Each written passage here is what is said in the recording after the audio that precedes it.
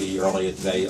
He's up at Holy Cross, and many of you might remember him as being a star player at St. Peter's and then Holy Cross, and he was drafted by the Celtics, but joined the Jesuit order 50 years ago, and he was a close friend of Doc, and I happened to tell him that probably was going to relate the story, being that we're right in the middle, right before the start of the NCAA tournament, in the middle of the conference tournament. One of Doc's many endeavors was to start a basketball scouting service, scouting other college teams, and he got to be very proficient and built up a good reputation.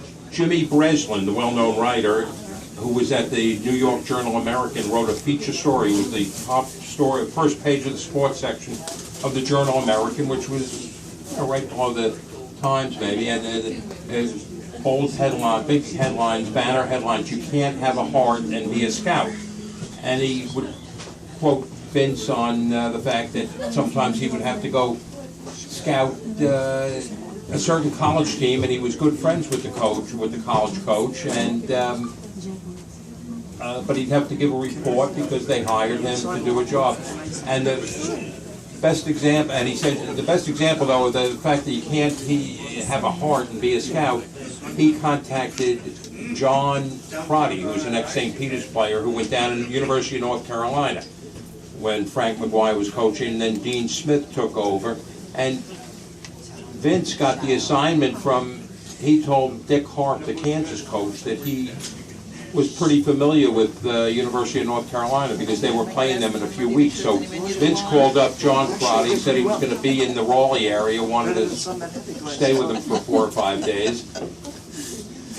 John Crotty said, of course, and he brought him to the practice next 4 or 5 days.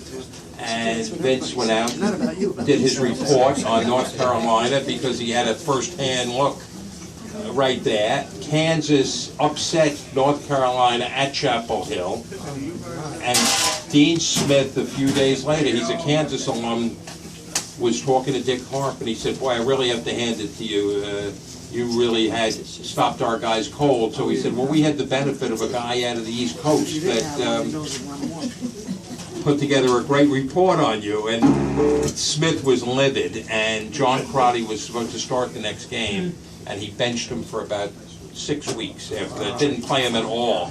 And John Crotty didn't talk to Vince for about 5 years after that down the Jersey Shore. So that's just one of the examples of he was a laugh a minute, great guy to spend an hour with or go to a game with, and a couple of his antics probably rubbed people the wrong way, like John Crotty and other people, but that was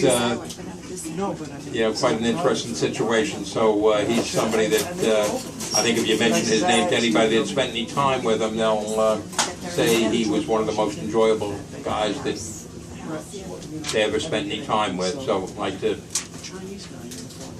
remember him and toast to him, and thanks for the good time. That's during the day then. I know, I would be nervous. It's always nervous. All right, we're going to end up with Sean coming back here.